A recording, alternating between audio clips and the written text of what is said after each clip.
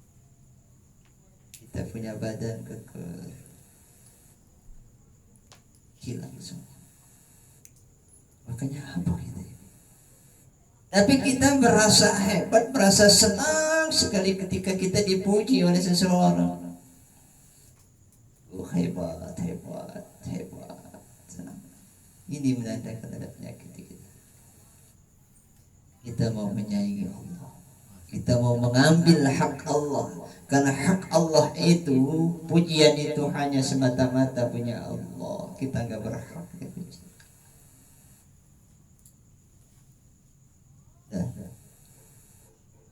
Kita apa? Kita cuma kuburan. Kuburan.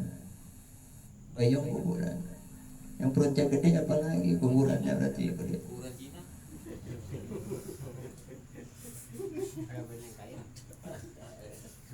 Kuburan kita ini semua kuburan. Perutnya gendut ya kuburan Cina.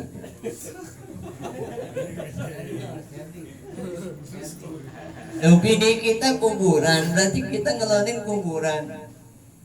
Kita kuburan, dikelonin bini kita berarti ngelonin kuburan. Iya. Coba. Bayang makan ayam. Ayam matinya hidup. Mati. Ayo. Mati random. Taruh di kubur. Di mana? Perut. Bayang makan sate kambing. Kambing hidup, kambing mati. Tampung di mana? Perut. Makan ikan, makan ayam, makan kambing, makan sapi. Apa kalau bukan kuburan?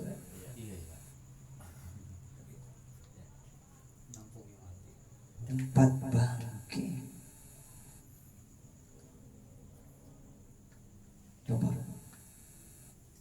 Bayang makan toge, makan bayam, makan kangkung, makan segala rupa itu di mana? Tempat sampah. Bahkan bukan cuma kuburan tapi tong sampah.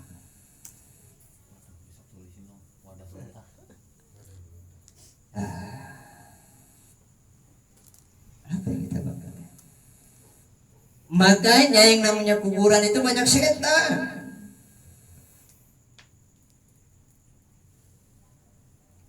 Maka berbagai macam huru-hara, berbagai macam malapetaka berasal awal daripada kuburan yang ente bawa.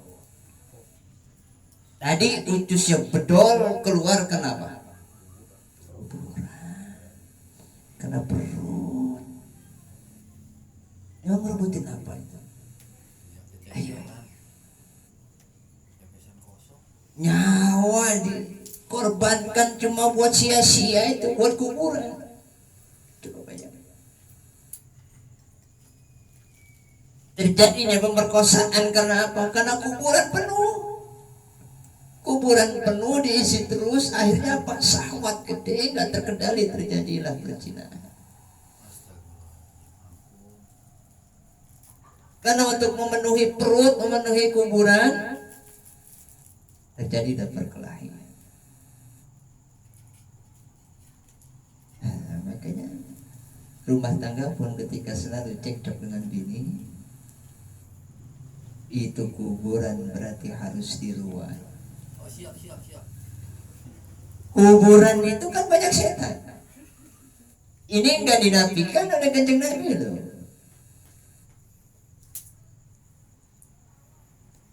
Kata Kanjeng Nabi, wala taj'alu buyutakum maqabir.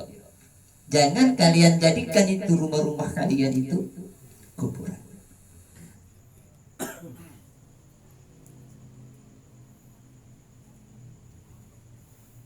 Kata Kanjeng Nabi, fa innal baital ladzi tuqra'u fihi suratul Baqarah fa inna syaitan yafirru minal baitil ladzi tuqra'u fihi suratul Baqarah. Sesungguhnya setan lari dari tempat yang dibacakan surat Al-Baqarah. Artinya apa? Itu perut kita, kuburan ini harus diruat. Dengan apa ruatnya? Dengan zikir, dengan sholawat, dengan surah Al-Baqarah. Hadis ini menyatakan memang kuburan itu banyak setan.